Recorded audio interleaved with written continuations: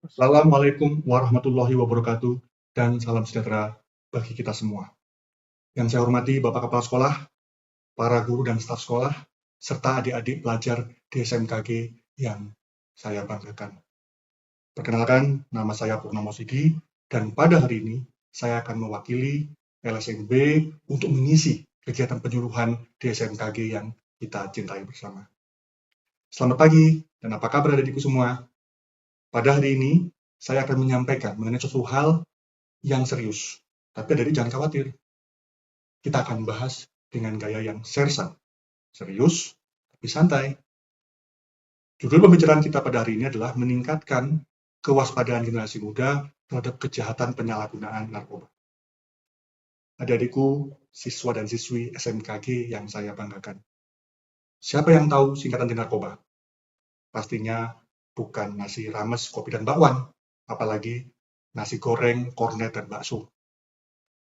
Narkoba adalah singkatan dari narkotika, psikotropika, dan obat-obatan terlarang.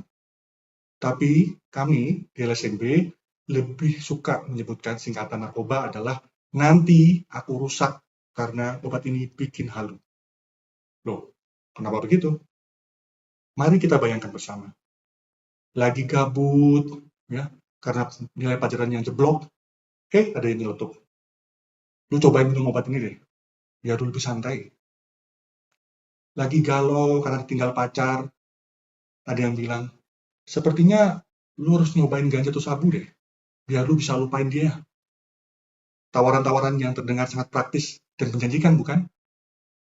Namun, tahukah adik-adik, ternyata tawaran-tawaran itu yang manis itu telah berhasil menjerat 296 juta jiwa penderita kecanduan narkoba di dunia.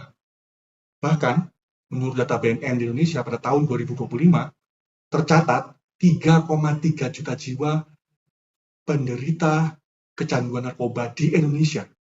Dan yang lebih mirisnya lagi, penyalahgunaan narkoba itu adalah sahabat kita, teman kita, bahkan pacar kita sekalipun yang berumur antara 15 sampai 24 tahun. Adik-adikku SMK G yang saya banggakan.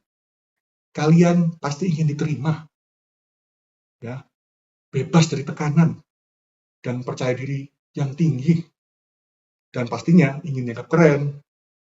Tapi justru adik-adikku semua harus semakin waspada dan mawas diri. Lantas, bagaimana cara adik-adik meningkatkan kewaspadaan tersebut? Ada 4 cara. Yang pertama, bertemanlah yang sehat. Ada pepatah yang mengatakan, jika kita berteman dengan pedagang parfum, maka kita akan ikutan wangi. Maka, adik-adik bertemanlah dengan orang-orang yang selalu mendukung masa depan kalian. Cara kedua, belajarlah adik-adik untuk mengatakan tidak, berkata tidak. Percayalah, berkata tidak itu bukan menunjukkan kelemahan kita, bukan.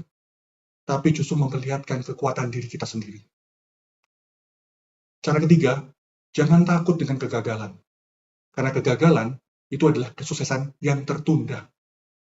Ingatlah bahwa narkoba tidak akan bisa memperbaiki kegagalan, tapi justru akan menambah kegagalan.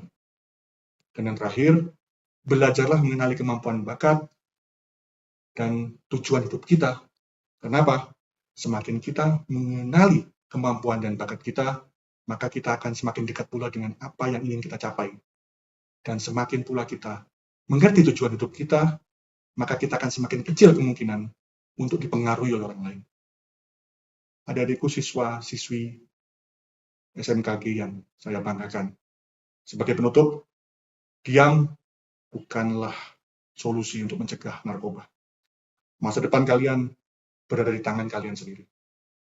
Sudah saatnya kita berdiri tegap dan berkata, biarpun banyak orang yang meragukan kemampuan saya, namun saya akan menggapai cita-cita yang lebih besar dan jauh lebih hebat bersama teman-teman tanpa narkoba.